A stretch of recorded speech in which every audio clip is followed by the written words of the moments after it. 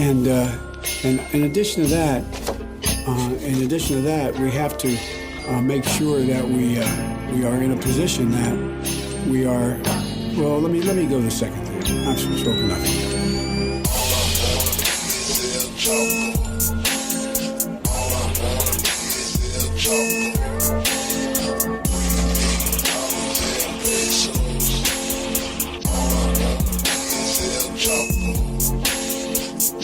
Okay.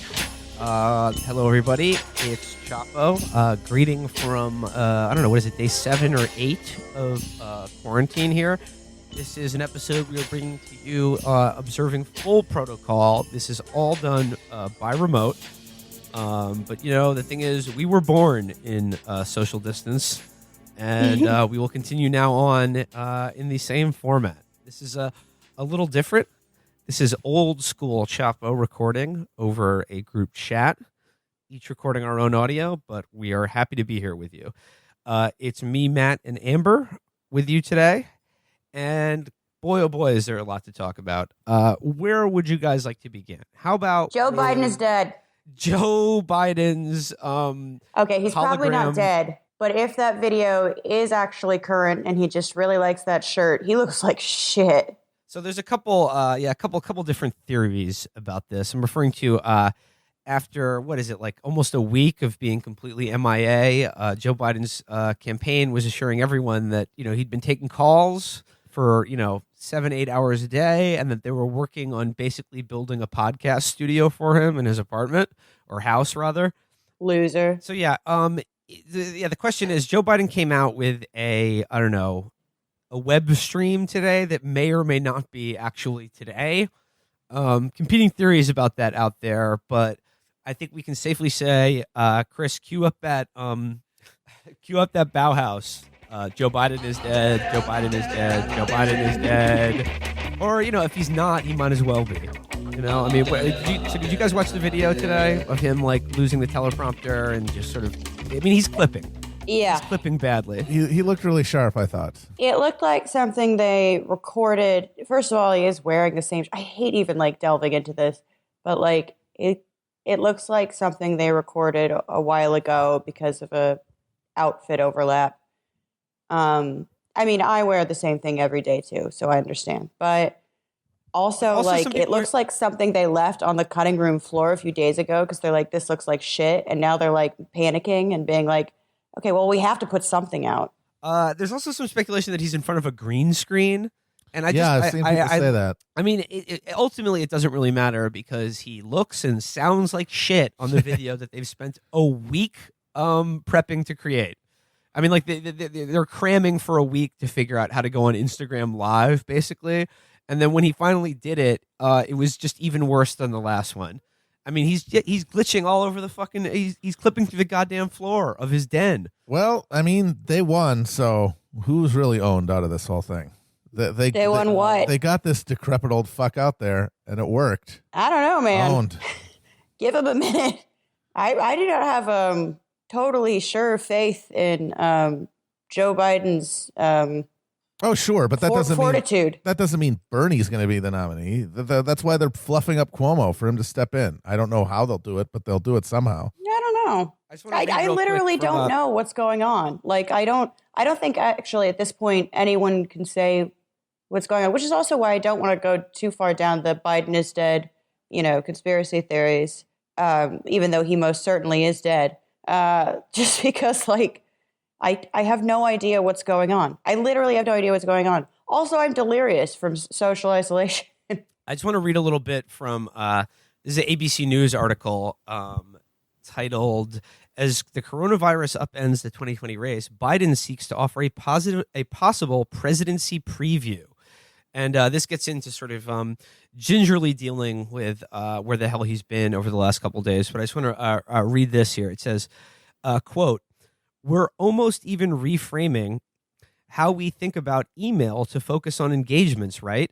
How many people are, signing a petition or taking an action versus how we're getting concrete dollars. And so it's a bit of reframing of the program to just think about that level of engagement and depth with our supporters, as well as a wide reach that we're trying to get." Flaherty, that's a guy who works on the campaign, said, Then it says, whatever the method, the campaign's digital infrastructure and strategy has now become paramount to his success. This is going on. The bottom line is that everything from providing better access to where I physically live and be able to broadcast from there, as well as our headquarters, is underway. We've hired a professional team to do that now, Biden told reporters. It's a little above my pay grade as to how we do that, but that's desperately what we're trying to do because I want to be in daily or at least, significant contact with the American people and communicate what I would be doing, what I think we should be doing, and how we should be doing it. But I promise you that's on the way, hopefully, God willing, by Monday. A source with knowledge of the campaign said Biden's team is working on scaling up that infrastructure and dealing with the realities of Biden's Wilmington home, like the fact that there aren't particularly high ceilings, which can make lighting a challenge. So, there we go. It's the low ceilings in his house. I mean, again, when Bernie did his thing, he just put the lamps on the floor. I mean, that was excellent lighting. Yeah, that's why he's streaming. not going to be the nominee, because he doesn't think of things like making sure that your house has proper lighting to do live streams. There we go. So, yeah, and then also, like I said, Biden says he's been talking to experts and taking calls 7 hours a day. And if this is what they've spent all this time preparing for, it doesn't give you a great deal of confidence that he will be the candidate after the convention. Let's put it that way. And speaking of which, the guy who everyone's sort of whispering about now, Andrew Cuomo, our fucking shithead governor of New York State, gave a press conference where he did demonstrate what actual competent, lucid leadership in the face of a global pandemic looks like. He gave a press conference yesterday about what New York's doing that included a slide that had saving life and saving the economy balanced perfectly on a scale. So it's about 50-50. So I think that's basically where we're going with this. And, I know for the last week or so, we've all been, thinking and trying to deal with the reality of what it's going to mean for all of us to be, basically in quarantine for a month, 2, 3 months, maybe even half a year. But I think you can basically all throw that out the window now because they are already ramping up. And I mean the Trump administration, I mean the heights of Wall Street and the business sector. Thomas Friedman, the Wall Street Journal editorial page of Cuomo himself said this today. So it's it's not the right wing. It's everyone on the same side. And the plan that they're settling on is everyone goes back to work in about 15 days. Yeah. It does look like that. I love to see a cost-benefit analysis done with human life and, whether or not, I don't know, Nooklin does well. I do think it's worth mentioning that we kind of already do that cost-benefit analysis. This is just an escalation of scale. I know that's a Bernie hit or whatever, but it's yeah, I mean, this is something we also do every flu season. Every flu season, old people, homeless people, babies die. This is just an escalation of scale. The real kind of, I don't know, the real kind of test for it is, will it kill enough people for boomers to notice, middle-class boomers to notice? Well, I'm just going to read here. This is from Lloyd Blankfein, tweeted this Champ. yesterday. Lloyd Blankfein, former CEO of Goldman Sachs, says extreme measures to flatten the virus curve is sensible for a time to stretch out the strain on health infrastructure, but crushing the economy, jobs, and morale is also a health issue and beyond. Within a very few weeks, let those with a lower risk to the disease return to work. And I've seen other people in this sort of I guess Silicon Valley techno-glibbertarian sphere basically just state outright, if 2.5% of America's population dies, is that really too much to bear if on the other hand we could consider hurting the stock market? Well, which 2%? Do I personally get to pick them? Well, I mean, they basically are going to pick it through. Yeah. It's a de facto selection of who needs to go to work and who doesn't. Spain looks they're doing. Spain is doing death panels right now. In terms of if you're over 65, you don't get a ventilator. So we've already broken the seal on that. So I mean, it's just the problem with that idea that they have is that the people who are most at risk are the most redoubtable voters and landowners and homeowners. Those are the people who are actually at most risk of dying here. And right now they're benefiting from the fact that those people are still in denial, most of them, about the scale of this thing. And maybe they're hoping that by the time they start dropping, it'll be too late for them to care. Have you guys noticed, I'm sorry, this is a little off topic and going a little more into the whole kind of, how are you dealing with coronavirus? But have you guys noticed that these people don't seem to, like, fear death? And, like, I don't fear death, but, like, who cares? But, like, the boomers They can't imagine dying. They don't believe they're mortal. Like, I can't. I've talked to multiple people who have, like, I can't explain to my parents and grandparents that, like, no, actually, you're the risk area. You're the risk category for this. It's like they don't believe you. They are the protagonists of reality. I mean, how could they ever die? I mean, they've held on to, like, center stage and culture and politics for 50 fucking years now. They're not going to let it go. They can't imagine themselves dying. But really it's weird, can't. right? You've noticed this. Oh yeah, too. no, they can't imagine themselves dying. Absolutely. I had a friend talk to his mother who is, approaching 70s, and he's like a healthy guy, and he like recently went to London, and he's like, I think I have it, and he's like, but I'm just staying inside. I didn't know it was going to be that bad, and he was like trying to tell his mom, like, you should go out. He's like, and I can't really come see you in case I'm carrying it. I don't feel that sick, but it would be much worse for you. She's like, oh, no. I live a much healthier lifestyle than you. I would be fine. And he's like, do you not understand that you're mortal? And No, they literally don't get it. They if you really ask them, but they think that, well, there's going to be a pill for that someday. When they're dead. No, they think they're going to get the pill. They think they're never going to die because everything has told them that their entire lives. They never got the message that they're actually mortal. They got to keep being the summer of love for the past 40 years, in their heads anyway. I just think like the terrifying thing is the ease with which we have now this narrative has shifted. And again, I really need to stress that like Cuomo, who's being held up as like the sane, competent vision of leadership in the face of crisis, has said for New York State is basically going to try to go ahead with like a sort of managed risk approach to making people return to work and like I said, just keeping the stock market going. And that's exactly what Trump, the Federalist, the Wall Street Journal editorial page, blah, blah, blah, Lloyd Blankfein, what they're all doing now is just to say, as Trump himself said, the cure can't be worse than the sickness. But what they're actually saying, and any like serious epidemiologist who I've read on this issue says that just send people back to work now if that's what you're going to do, because the result is going to be exactly the same thing. Even if it's like after 2 weeks and like, oh, like I don't have symptoms or whatever, and like everyone just goes back out again, that curve is going to spike up again dramatically. It's just like it's pointless to do this unless you really commit to it. And if we really commit to it, it is going to hurt the economy. And in the absence of like massive government spending to just give people money to backstop stopping the economy, like they're going to send maybe a couple 100,000, maybe a million, maybe more people to their death. And it's just like, I feel like a whole generation of people dying might also be bad for the economy. Well, yeah, exactly. Like, yeah, but I mean, at the end of the day, they don't have an alternative in their minds and in the structures they've created. There's no alternative to the market to carry out these things, to carry out essential services. We've privatized the whole thing. And the thought of changing that is more abhorrent than the thought of people dying, especially since the people dying are theoretical. And hey, you know what? Maybe this thing's overblown anyway, and it won't be that many. I mean, it's the same reasoning that keeps people resisting doing what needs to be done about climate mitigation. It's like, is it really going to be that bad? That would really fuck up the economy. I don't know. I feel like an idiot if we did that and it didn't end up mattering anyway. Right now, it's still theoretical, the hundreds of thousands of dead. So it's like, maybe that won't happen.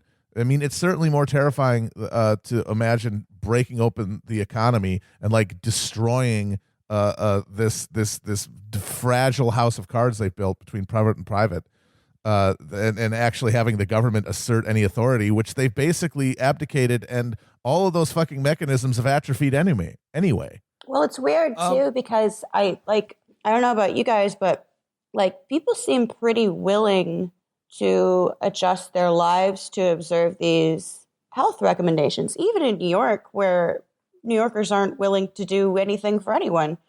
But like, it's pretty easy to go on a walk in my neighborhood and like Will's neighborhood adjacent because there's like 8-foot sidewalks, really wide streets. You can basically observe. God, I hate the phrase social distancing. I'm already fucking sick of it. But you could basically observe that and still kind of go on walks and not touch people. And you can go to like the park near us, and it's since there's been warm weather, it's been very full, but it's very strange because it's full of people observing the 6-foot rule. And some of them are wearing masks, and people are trying not to touch the equipment. I've seen people like wiping down like swing sets with like precautions that look weird but are probably wise, but like with disinfectant and stuff. And it's like I saw people like do like elbow taps instead of shaking hands or whatever, which God just kill me. But the point is, people are observing the recommendations. Like people are willing to do this. Like they're doing it, and it's pretty heartening. So I don't know. Like the arguments I'm hearing is like, well, people will never Americans will never observe a change in lifestyle for the social good, and it's like I look around and people are doing it. It's like, it's just literally a lack of infrastructure. I don't think there's even a particular social or cultural hump for this. Another thing that's interesting to me about, like, let's just use Lloyd Blankfein's statement as the sort of the template for what they're telling everyone to do about this, which is that, stopping the spread of this disease is ultimately less important than continuing the economy. What they're really talking about is that the economy, i.e. them, that's who it is, that's who it serves, cannot continue if enough people withdraw their labor from it. That's interesting. This is sort of like They've an object discovered lesson. The strike. And like, yeah, exactly. And that like, so, I mean, if this goes forward and basically every authority figure in America tells you to go back to work after 2 weeks, I mean, again, like, ton of people can't really not go to work. They need the fucking money, but like, I think the message should be, don't go back to fucking work. I mean, certainly for like, the safety of the rest of the fucking society you live in, but also to teach these fucking monsters a lesson about what really matters here. What moves the needle is us getting up every day and fucking going to the goddamn job. I have a friend already who's like having to report her employer to the local Department of Health, and she just works in like retail, and she's like no, like we're all fucking touching the same stuff. It's a dense little room, and she's like, you have to shut shit down. It's like, but she's scared of losing her job, which she really needs. She's a mom, and like it's insane. And then I have other friends that are like laid off, but the ones that got laid off earlier are actually like, oh, thank God, because there's not going to be huge lines for unemployment, which is about to happen. I don't know. It's really insane. Whatever. I'm reading a book about the siege of Leningrad to make myself feel better because, we're probably not going to eat people, at least. The reason that they're scared more than anything is that if we were going to really take this seriously, do the social distancing, do the quarantining to try to flatten the curve, as everyone says, we will have to end the market, at least temporarily. And the thing is, we could do that, but the implications of that are far too destabilizing to even consider. I mean, my God, if we were able to realize that we don't need these fucking price mechanisms that much and that we can actually, allocate resources based on planning, holy fuck.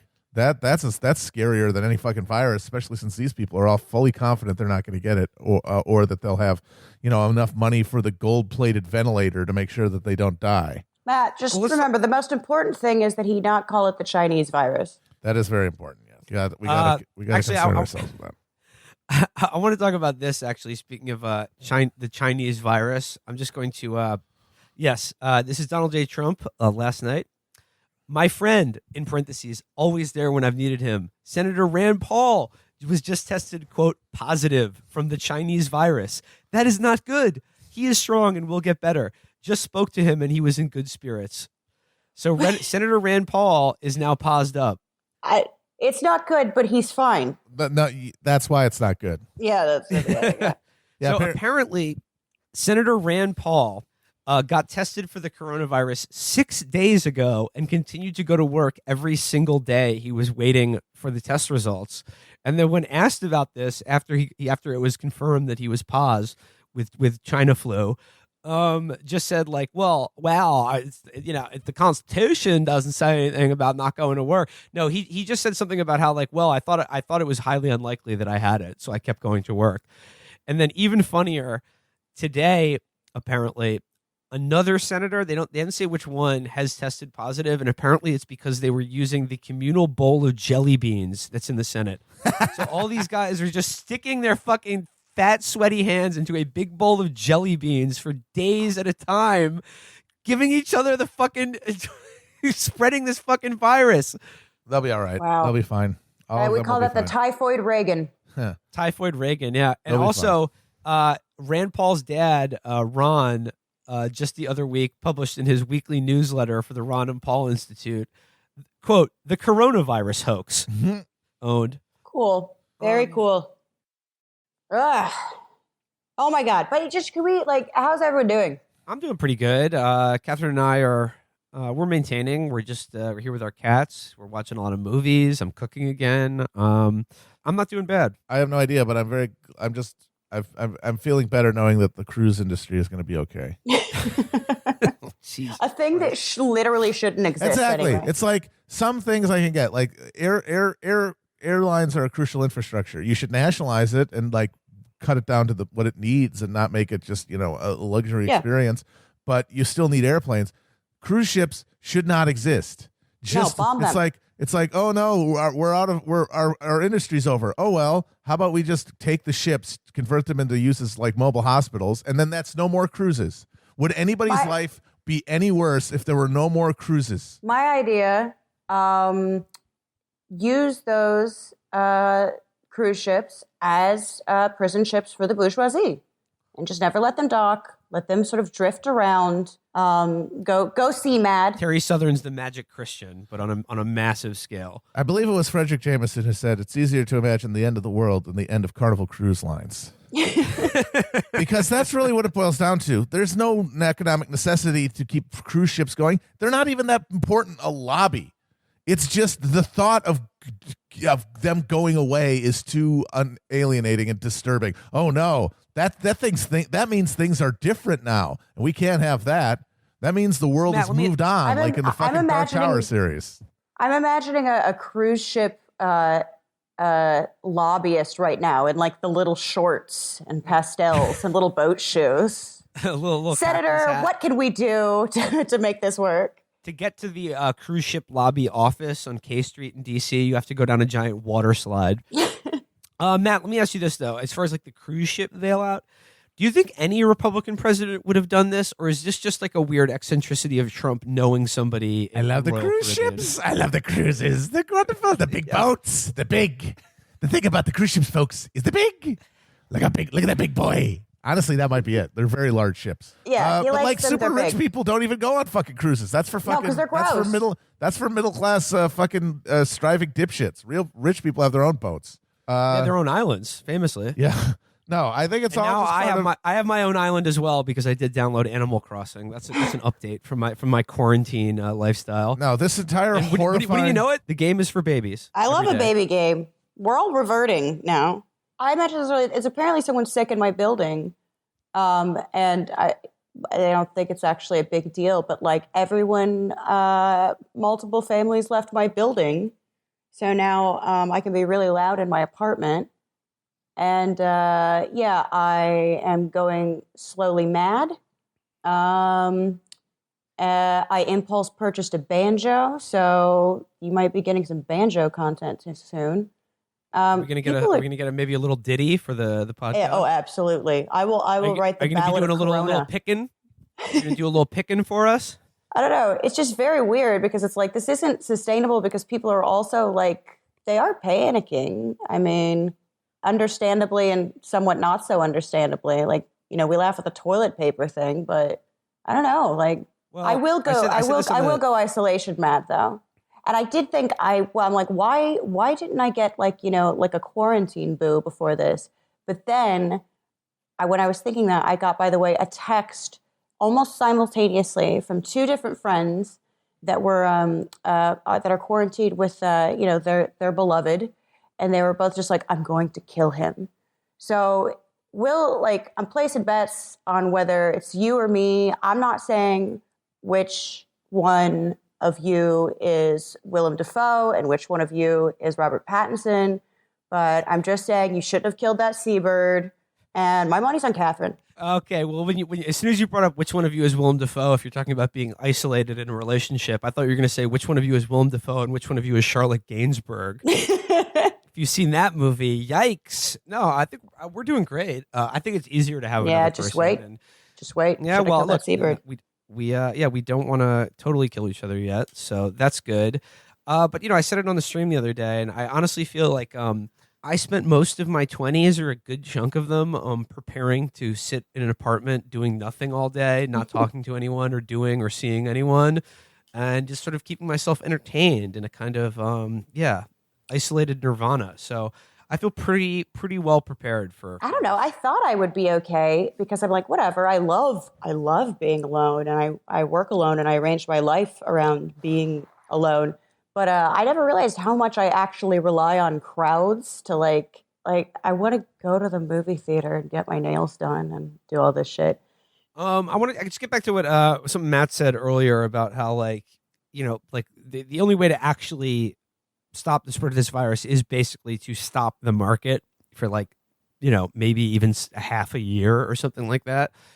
But let's talk a little bit about some of the things that they are proposing as like a relief measure to this, but also let's dreamcast about what would be all other political realities or considerations aside, what kind of legislation or measures do you think we would like to see being taken that would make a difference and not just save lives but actually backstop people's individual household income, but in a larger scale our entire economy from completely eating itself alive?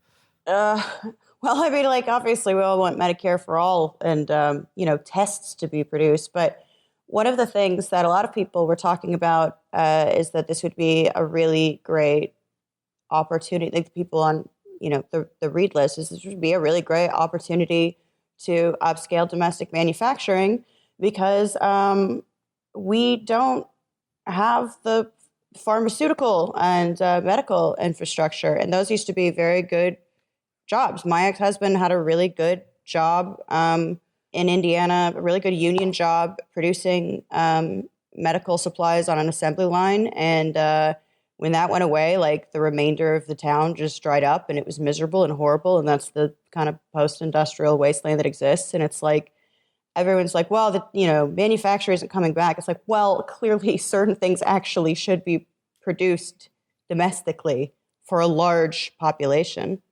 What about I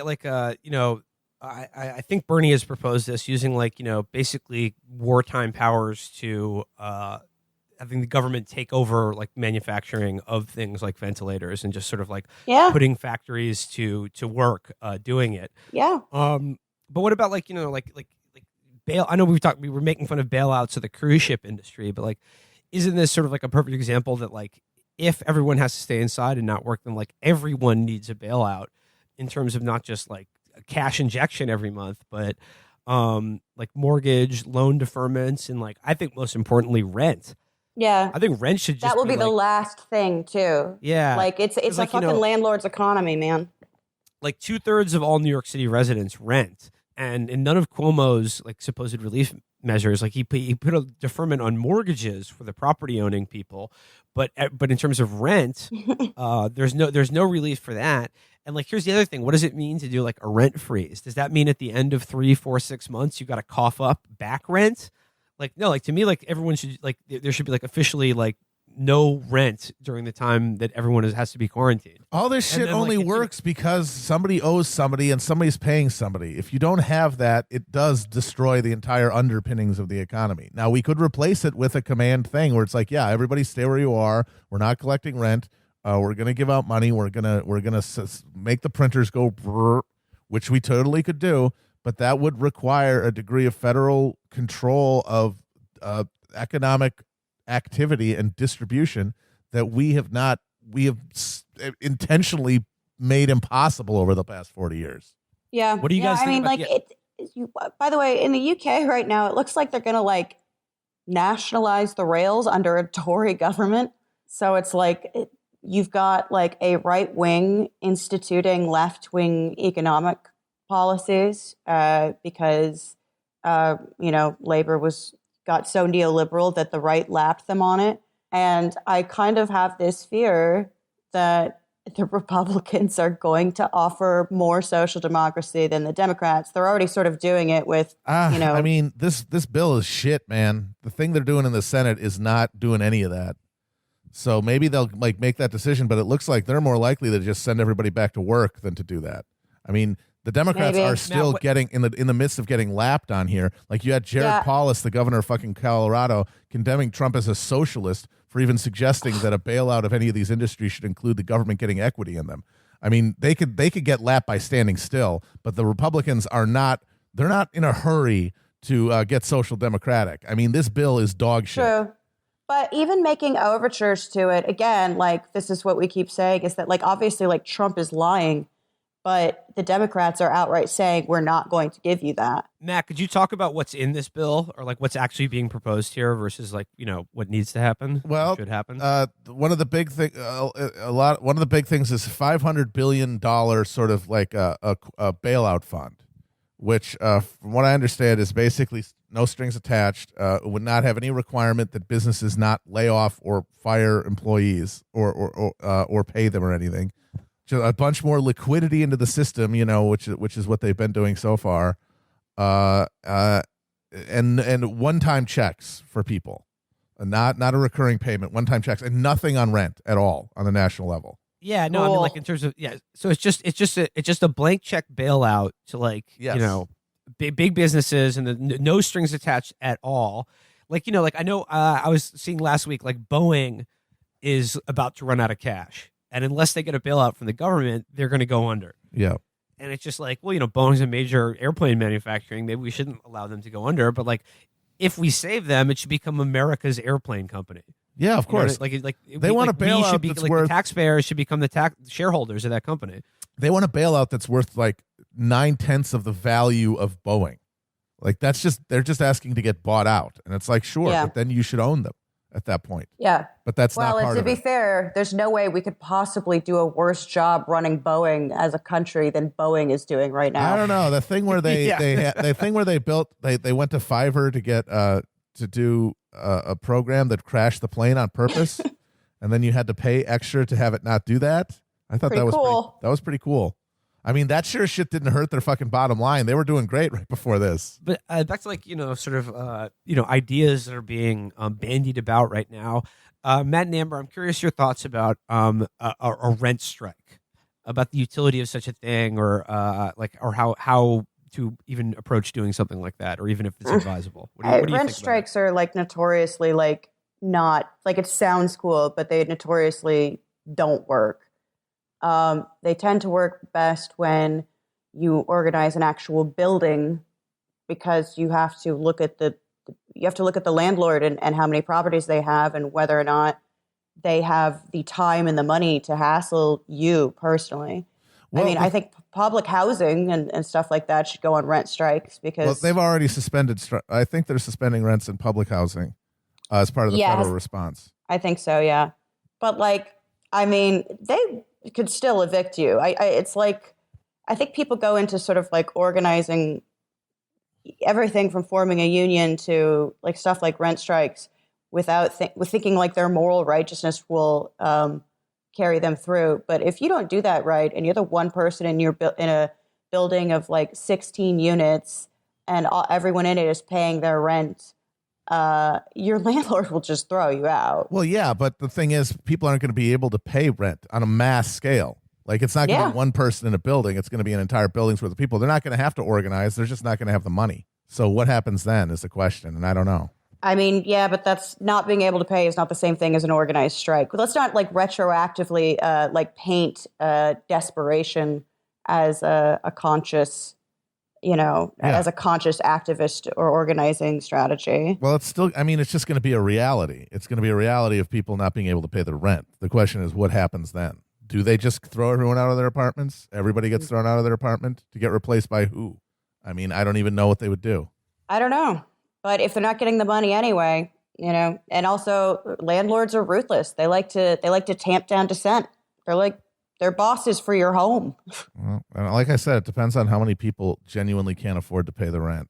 Yeah, it depends on the building. It depends on everything. Then you literally end up having a rent strike just happen accidentally by virtue of the fact that people have no capability to fucking do it. And then maybe they throw everybody out. But I mean, what would that require? I mean, the National Guard? Like every NYPD officer is tasked to evict people? I don't even know how they would do it. The NYPD, I bet, would be tireless in fulfilling their duty. I mean, they could do it, but I mean, what else are they going to be able to have time to do? I mean, we're talking about like a huge chunk of the rental population, not just in this city, but in cities all over the country, are just not going to have the money to pay. So if that's the case, and we're looking at like a de facto rent strike because everyone's running out of money, or if you're a renter, chances are you're more likely to be like living paycheck to paycheck, which is for a lot of people not happening anymore. Then would it be advisable to just put the name rent strike on it or get everyone else? But you need like a national figure, right? You need like a Bernie Sanders or someone to like advocate this, like, because Amber, as you pointed out, the hard part about this strike or this kind of strike, or really all of them, is that you need everyone to do it. Well, like, you need everyone to do it, and also it's deeply dishonest also to conflate people's inability to pay with people's refusal to pay. And I had this argument during Occupy when people were talking about like, we're going to do a student debt strike and we're not going to pay back our student loans. And I'm like, yeah, I already don't do that because I don't have any money and I am in default. And it's really cute that this is a political decision for you, but you and I are not in the same situation. I mean, I don't know how it would be organized. My theory is that like if it actually gets to the point where it's affecting, the landlord's bottom line, there will be some kind of intervention, but it will be, some means tested, supplementary check bullshit that will just barely keep people in their homes so that there aren't like mass evictions to put stress on the system. I don't really see a way out of. I don't see rent as the kind of easiest foothold to work towards a more democratic economy. Just because, like, it's a landlord's economy. There are a lot of different landlords. It's a very hard industry to target because you're talking about individual people. You're talking about localized businesses. It's not the same thing as a workplace. I'm very skeptical of the whole thing. Sorry if that's a bummer, but yeah. Well, I mean, it's fine. Like I said, I don't know what I don't know what I mean, not a strike. I agree. There's no organizing capability for a strike, but I mean, people, they're not going to be able to afford it. They're not going to be able to pay the rent.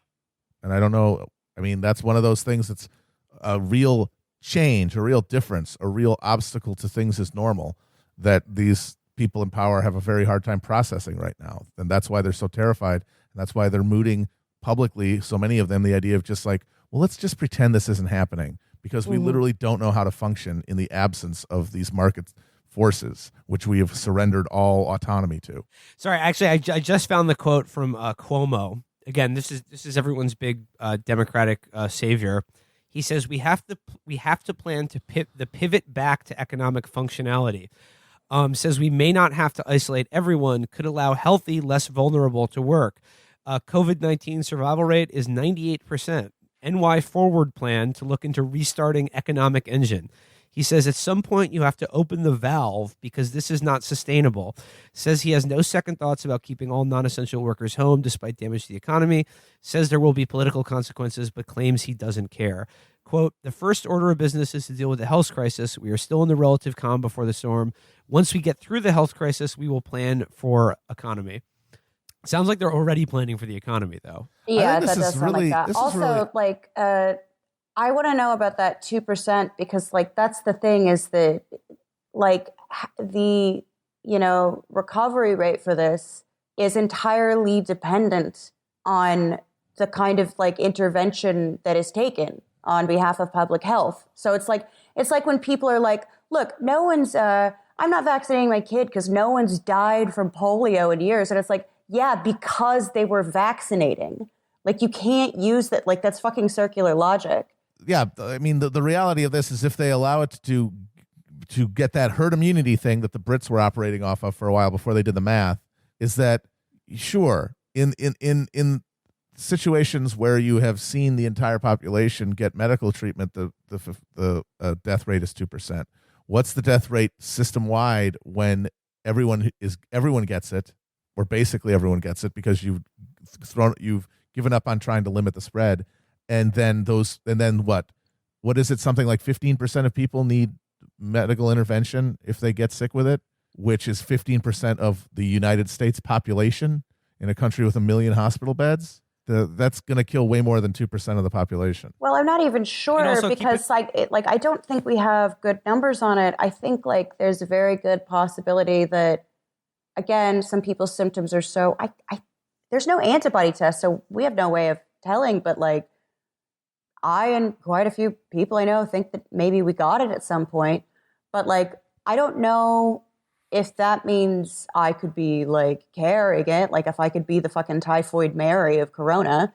So like, we don't even, like, we have no idea. We don't know anything about this fucking disease. Well, I mean, any vaccine, theoretical vaccine, is still a long ways off. And, to put it this way, 2% of the American population is like 7 million people. That's like a New York City full of fucking dead people from a plague. Like that's what we're talking about here. Yeah, but if we have these numbers, if we create new social norms where that's not something that we freak out about, then it's fine. I think that's the terrifying thing. If you see somebody on the street, just put up your shirt and walk faster.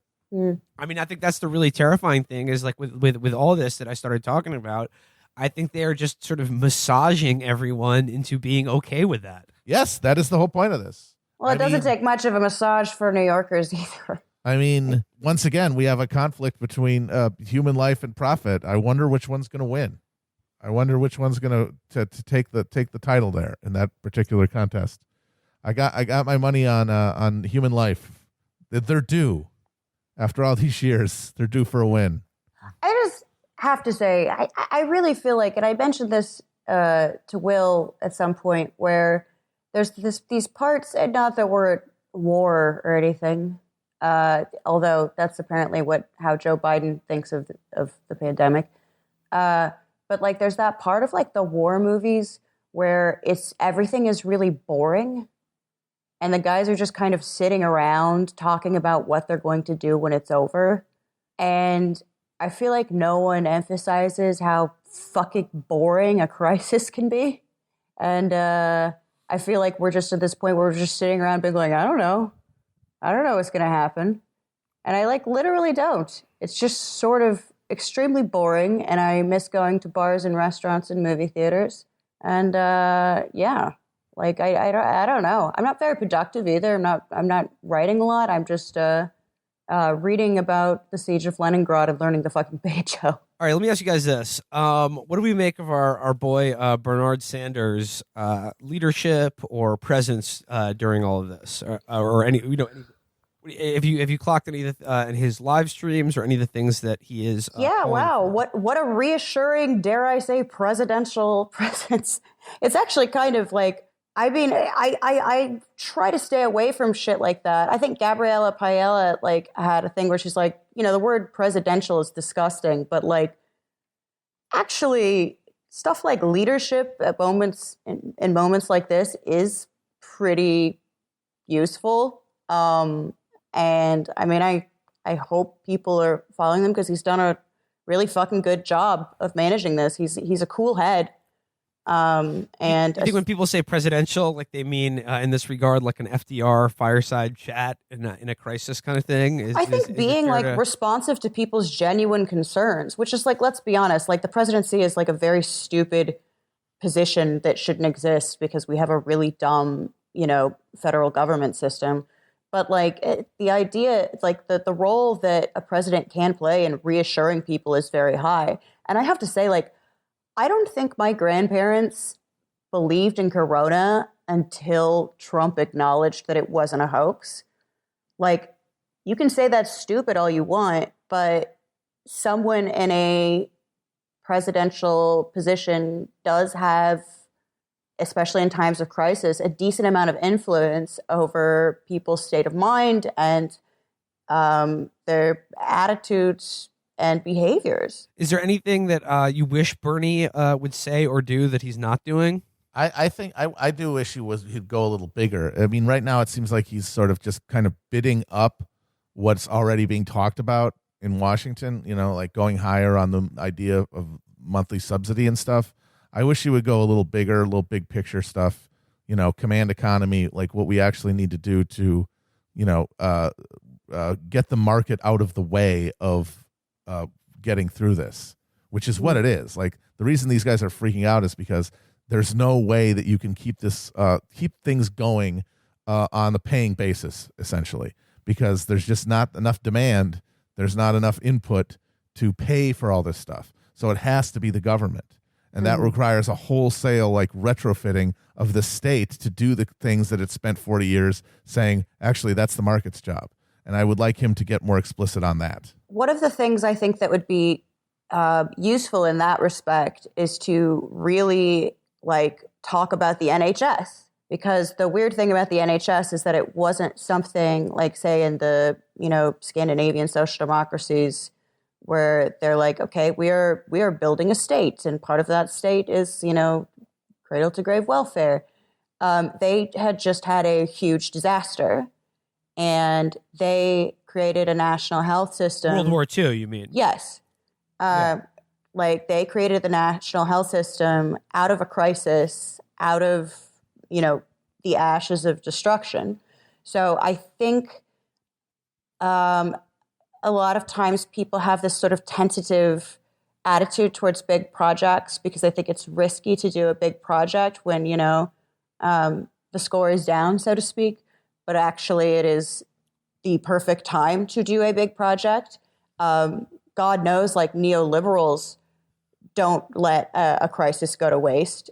Socialists shouldn't either. So yeah, we need like a socialist shock doctrine right now, basically. I mean, the problem is, like, no one's going to implement it, but as long as we're wish casting here, Matt said this on the stream the other day, but like, I think World War II is actually a very instructive model here because I don't think it is. You may balk at it, but this is probably the biggest crisis America as a nation has faced since World War II. Yeah. Yeah. So I mean, yeah. So so. We pulled out all the fucking stops to win that fucking thing, and did basically create a command economy to do so. So, I think the model is instructive in terms of like what the state can do if it took this as seriously as, like, I don't know, defeating Hitler and Japan. Yeah. Well, once again, we really had the help of the Soviets on that one. Tell you what, we really would. I've said this before, but we say what you will about the Soviet Union, they kept us honest. I gotta say, for sure. the NHS is honestly the model people should be talking about. I mean, single payer, paying for what? I mean, come on, get out of here. But man, they're not going to look great in a few weeks, though. Not their fault. They've been hollowed out on purpose, and then the British had that insanely harebrained herd immunity idea that they were going with during the most crucial time period for actually containing it. So they're going to get absolutely slammed.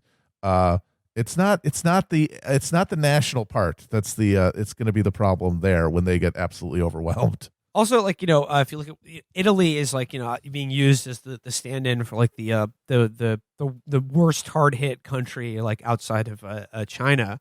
And I remember back during that debate where Joe Biden made a point of saying about Bernie, like, oh, look, well, they have a single payer system and it's not helping. I mean, like, in retrospect, like, that just looks even more monstrous because it's like, yeah, like, they're fucking hurting real bad in Italy, but like, think how much fucking worse they would be off if they didn't even have, the system that they do have. And like, those Italian doctors are fucking working like 24-hour shifts and stuff. It's pretty incredible. But I mean, again, like as compared to what we have, like I would so much rather be in Italy right now. Also, Italy is like a fucking extremely poor Southern European country that's been hollowed out by the European Union and subjected to massive austerity. Like, there's like a 1/3 male unemployment rate under 30 in Italy. Like, they have a huge youth drain. Like, there are a lot of economic problems with Italy that don't have anything to do with their fucking healthcare system. Did you see the Cuban doctors coming to help, though? Yes, they always do. Kings. Fucking kings. Actually, I think you'll find that they overinvest in their medical sector, and it's not productive. But no, like going I mean, back to be that fair, that debate- is true. It's not productive. All they do is help people that try to destroy Cuba. And also thinking back to that debate, remember, like Joe Biden trying to ding Bernie on saying, hey, like maybe Cuba actually doesn't do all evil all the time. Like, well, there's one fucking good example of it. They're sending like phalanxes of doctors into the heart of a fucking pandemic to save lives. Yeah. No, they always have. And including to fucking ungrateful piece of shit countries that talk shit on them. And there was a period when I think it was Bush 1. It might have been Bush 2, but I think it was Bush 1. And he basically encouraged Cuban doctors to defect when they were on assignment. Like, to just like, oh, you can escape if you're, doing humanitarian. You could escape the terror of Cuba. And such a tiny number of them defected. And a few of them defected, I think, but then came back. Like, they just, like, man, Cuba's fucking cool. Sorry. Like, I would love some fucking Cuban doctors in New York City right now. Oh, my God. Yes. Yes. We're going to fucking need it. We're going to need anyone who can help. And, I mean, not to get sentimental for a second, but, like, if you have friends, relatives, or you yourself are working in as a nurse or doctor or EMS worker right now, just, pause to take, the respect that you deserve for what you're doing right now. And I would, especially those, but I would also extend this to grocery store workers, people working the checkout at grocery stores and pharmacies, or who are driving trucks or taxis or rideshare right now. Like, that is the thread that is like keeping our civilization together, and why you can go out of your house and, like, despite the severity of this crisis, things basically still look as they would on an otherwise, Monday or Sunday or whatever. It's those people who are doing these jobs that are actually necessary for the same mostly shitty wages that they were making before, now at significant personal risk to themselves. God bless the fucking sanitation workers, by the way. Yeah, garbage men, absolutely. Jesus Christ. And I, because I don't want to, be around too many people, just in case there's like a senior citizens housing project across the street. So I'll go out like at night when there's no one on the street, and like I see these garbage men, and they'll be like 2 to a truck. A lot of times they don't have gloves. Like, I mean, and without them, like, we'd have like 30 other diseases killing us. Like, giving the rat problem in New York City alone, like, Jesus Christ, they are like they are the men and women keeping us from descending into filth and anarchy. Yeah, absolutely. And, again, think about like grocery store checkout workers, like how many people they have to actually physically interact with, like, day in, day out. And, if they weren't there, like, the supermarkets couldn't be open. And if they weren't open, then, like, people would be in really fucking dire straits. And yeah, like, they're still making the same wages they were before, which is, I'm sure, insufficient. So, yeah, maybe this is corny, but how about a bailout for them, and a raise and free healthcare? Yeah. Maybe we won't do it universally, but if in this crisis, like, how about just give it to just them? Like I said, the people who are the thread that, like, all normalcy of our civilization is hanging from at this moment. Yeah, the people with the Richard Scarry jobs. Yeah, exactly. If you're not in this picture, you don't have an essential job. If you're not riding an apple with a worm, it's not a real job. Yeah. You know his name? Lowly. Get it? He's Lowly Worm. Ah. Yeah. There we go. Yeah. I have a question that I was thinking about when we were talking about rents, and also a little bit from the World War II thing. Is there any even halfway decent example, like historical example of what happens when an exogenous force completely disrupts a market enough to make something like a de facto rent strike happen at any time in the past? That's not in the industrial past, like the past where we could consider like capitalism in effect, that there's any kind of precedent for this that one could I was going to say Mount Vesuvius, but you saved me from that with a little post-industrial caveat. Not at this level, I don't think, and certainly not under liberal capitalism. Nope. I think we're in new territory. Yeah. Right, well, I'm just saying, look forward in the next week for Trump to give a capitalist version of Jim Jones's White Knight speech on the Oval Office, telling you to lay down your life and die for capitalism. Mother, please. Go back to work. With dignity. Go back to work. Go to work with dignity. Please, please, please, please. This is no way for a good capitalist to die. Oh, man. No, yeah, that's, as usual with Matt, barely even a joke at this point. Yeah. It's really, and I guess, I think our answer to that is don't go back to work. Huh. Honestly, I know that's everyone has to make that decision based on a calculus of their own life, but goddamn, there needs to be somebody out there, if they're really going to tell people to go back to work in another 10, 15 days, as long as you're low risk or don't have symptoms, go back to work, we'll just quarantine the nursing homes. There's got to be someone out there, hopefully Bernie Sanders or someone at a fucking national level with some prominence who can just say, no, don't do this. Do not put your lives at risk for this fucking dumb bullshit. Anyway, that's my closing thought, but let's leave people with a little fun stuff. We always like doing this. Can we give people some more movie recs to keep them their minds occupied during this cabin fever period? Okay, so me and Cal are doing a regular kind of sync up and watch movie thing. That sounds good. And then we just sort of WhatsApp chat our commentary to each other, and everything is Corona themed in some way.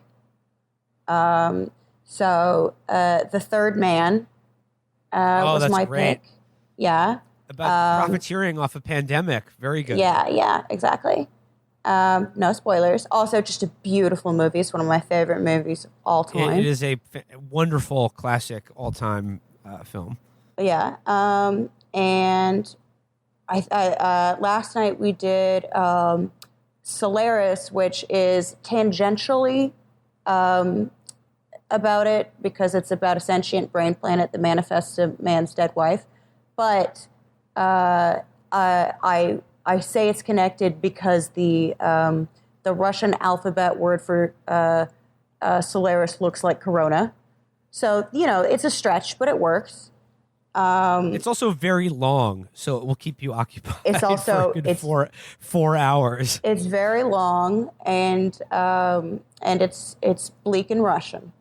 I'm trying to think of the other ones, but we're doing a theme, a pandemic theme sort of a regular movie series, and I'll keep everyone posted on what we keep putting together. Definitely do The Third Man though. It's amazing. It's beautiful. It's romantic, and everyone should know that at one point, Orson Welles was kind of hot. Okay, once that zither music hits, yeah, oh homie, oh my god, when that beat drops. I am now back to logging on Letterboxd. So if you're looking for movie recs, find me on there. I'll just give you two that we watched this weekend. These are easy picks for me, but they're both slot very easily into the Menaker movie mindset. 10 out of 10, God tier, all-time popcorn classics. I'm going to go with the Coen Brothers' Miller's Crossing. Ooh. And Michael Mann's Thief. Nice. Both of those movies, I've seen them so many times. I watch them again. They both still go incredibly hard. They fucking annihilate. And we was putting our feelings into words, I'd have memorized the Songs of Solomon. I forgot. We're also watching Al Pacino's Simone in dedication to Joe Biden. Yes, Joe Biden has been Simoned by some sort of CGI apparatus. And I say also for like TV shows, if you're just looking for something to uplift your spirit, that is goes down easy, always satisfied, and is a wholesome, uplifting view of humanity in the world, I will give you Trailer Park Boys. Oh hell yeah! Still brilliant. One of the great working class comedies. A genuinely wholesome, kind, and uplifting program that I would encourage everyone to watch or rewatch if you have seen it already. Matt, you got any recs? I watched The Hunt, which is apparently people are very mad at it because they say that it does both sidesism, but the two sides are like MAGA people and rich libs, so it's pretty funny. I think it's fine, but they use CGI blood. Let them fight. Which is no good. They use CGI blood. No, Matt. When we get out of this, I'm gonna buy you your own pack of squibs. Oh, thank you. Tell you what, when this war is over, we're getting a bunch of breakaway glass. We're getting a bunch of squibs, some fake knives. We're gonna have a fake fight. It's gonna be amazing. We already had some. We already had some good fun with the breakaway glass in Las Vegas. But holy shit, Matt! Think how fun it would be to just load up your whole body with squibs, and then just do a take where you get like just shredded by a machine gun. I'll rent like 7 of the same cameras so we can get it from like 7 different angles and intercut it. Oh God, that'd be so a billion cool. times in slow motion. Amazing. So to give him like a real classic Michael Bay death. Love it. I'll do mine. I've been rewatching the Star Wars prequel trilogy. It bangs. It bangs. Just to totally melt my mind, which are, I would call those movies baffling more than anything, but I do think that they're interesting just because they are such a wonderful look at a completely unfettered creative process by a genuine weirdo. Like they are all exactly portraits of the inside of George Lucas's mind, with nobody else really interfering or tampering with them. So they are, in that way, valuable artifacts. I did the prequel trilogy rewatch before this latest madness happens, and it is very brain smoothing to watch those movies, and baffling is exactly the right word for them. But they remain entertaining to watch because of just how profoundly weird they are. And here's my contrarian hot take, having rewatched all 3 of them recently. Phantom Menace is actually better than the other 2. I swear to God, Attack of the Clones and Revenge of the Sith are even more unbearably stupid than the first one, which does suffer from that annoying kid and the monumentally awful Jar Jar Binks. Jar Jar Binks, I said this on Twitter the other day, but it might be one of the single most disastrous choices in film history. But everyone remembers all the embarrassing shit. He's a funnier character than we've ever had before. Jar Jar's a funnier character than we've ever had on screen in the Star Wars universe before. That's pretty good. Thank you. The Jar Jar stuff is brutally embarrassing and basically offensive, but people forget be real airy here on Naboo. Don't be the Pumbaclat, you Jedi. Batty boy Jedi, get out of here. People forget how many unbelievable cringe moments are in the second two. Oh no, the second one higher is percentage. eye assaults. The entire thing is brutal. The 25-minute sequence in just this giant CGI factory, where it's just spraying lava. And of course, the best character in Star Wars history, Dexter Jetster, owner of the 50s diner on Coruscant. Oh my God. You know, guys, boys, Star Wars prequels trilogy Chapo episodes. Let's go. Well, Virgil would have to be involved because he now has decided to go all the way around the bend and claim that they're not only better than the prequels, but actually, or better than the new ones, but are actually good in their own right. No. We're going to do it. We're going to do it. We need Virgil's unique perspective on this. Chapo, Star Wars prequels episodes. We're going to do our own trilogy. Movie episodes are always fun, and I think will help keep us all sane. Yeah, that might be good. Because there's just honestly, I think that's good content, and honestly, there is so much to talk about in each one of them. I will plug one more thing. Molly and I just started doing, as associated with our other show, a kind of Twitch watch with us where we just queue up a whole playlist of music videos and hang out and watch them and talk about music and music videos. Which one is Beavis and which one is Butthead? I think that I would have. I think you're Beavis. I think you're Beavis. Hey, Amber, could you shut up? But I think we'll probably be doing that. I don't know, Tuesday nights maybe. Is that when we did it last year, Molly, or last week? All right. We've been in quarantine 1,000 years. Yeah. So Tuesday night, I think on my personal Twitch channel until they take us down for copyright reasons, twitch.tv/the Chris Wade, and I'll post about it on Twitter if you want to watch that. Just hang out, and watch music videos with us. Oh, I got another plug then. Vanderpod, after going on a month-long hiatus or month-plus long hiatus, is coming back. Catherine and I are recording it tonight. You will have a new episode of Vanderpod probably sometime on Tuesday afternoon. And also, I started doing this on our Twitch stream on Saturday, but I think I'm going to do a little side project on Instagram Live. I'm hoping to do it this evening.